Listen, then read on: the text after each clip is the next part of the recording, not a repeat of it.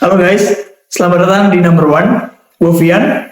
Hari ini gue bakal mengulas buku The Tragedy of Great Power Politic, sebuah buku yang ditulis oleh Johan Mercier pada tahun 2001. Buku yang membahas tentang politik global dari perspektif realisme ofensif, sebuah aliran dalam hubungan internasional yang berpendapat bahwa negara-negara selalu berusaha untuk memaksimalkan kekuatan mereka dan mencapai hegemonial regional.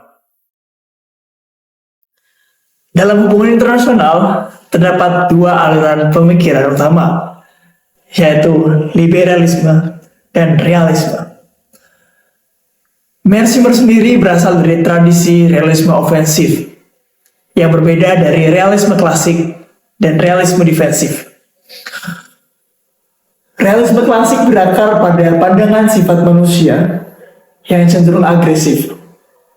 Sementara realisme defensif berargumen bahwa negara hanya berusaha mengamankan diri mereka dari sistem pemerintahan yang lain, yaitu negara hanya berusaha mengamankan diri mereka sendiri.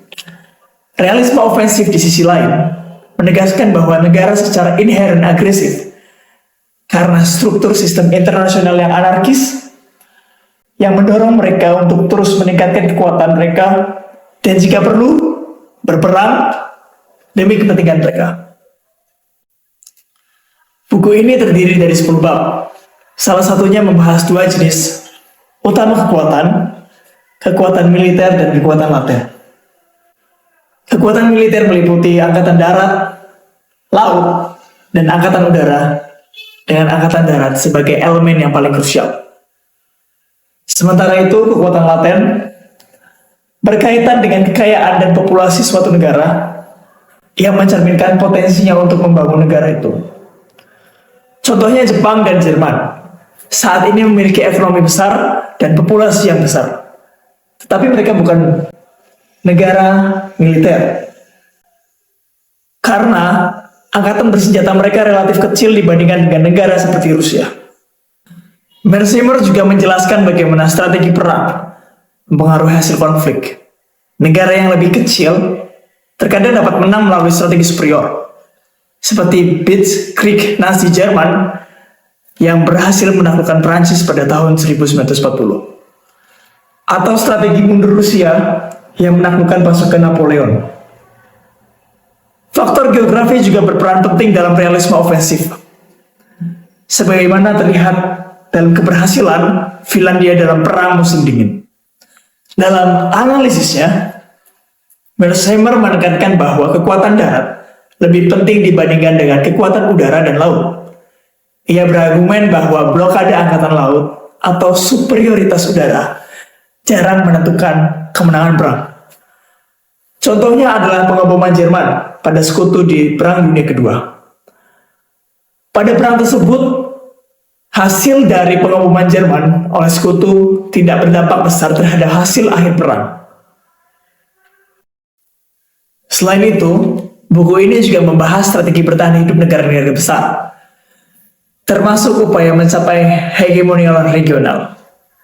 Amerika Serikat disebut sebagai satu-satunya negara yang berhasil mencapainya, dengan doktrin Monroe dan Manifest Destiny sebagai bukti historisnya. Namun, Mercier kurang menjelaskan faktor budaya dan ideologis yang menyebabkan Inggris tidak menghalangi hegemoni Amerika di benua Amerika. Selain itu, ia juga menjelaskan tentang balancing dan backpassing dalam hubungan internasional. Balancing terjadi ketika negara-negara bergabung untuk menghadapi ancaman bersama.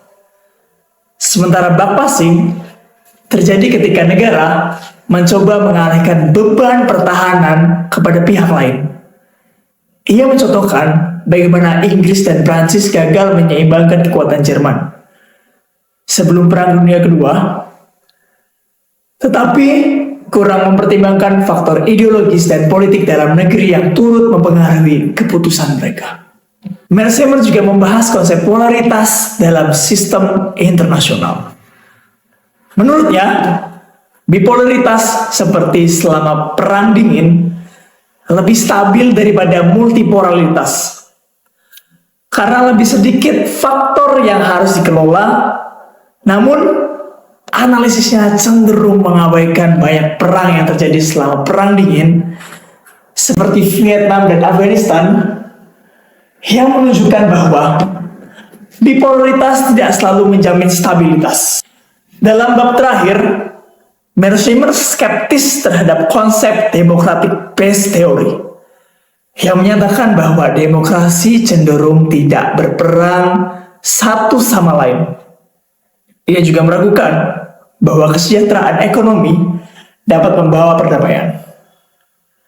Namun, ia tidak banyak membahas bagaimana kapitalisme dan pertumbuhan ekonomi menciptakan kelas menengah yang dapat menekan pemerintah untuk lebih demokratis dan damai. Oke, secara keseluruhan, gue menilai buku ini 7 dari 10. Mearsheimer menyajikan argumen yang kuat untuk realisme ofensif, tetapi kurang dalam mempertimbangkan faktor politik dalam negeri dan ideologi. Ia juga cenderung mengabaikan teori alternatif yang menentang realis ofensif.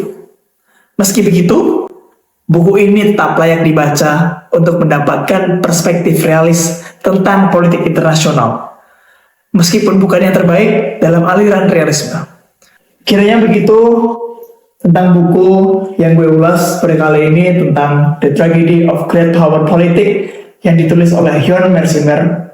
Semoga ulasan yang gue buat di video ini bermanfaat buat kalian, dan jangan lupa like, comment, dan subscribe agar channel number 1 bisa terus berkembang selanjutnya. See you on next video.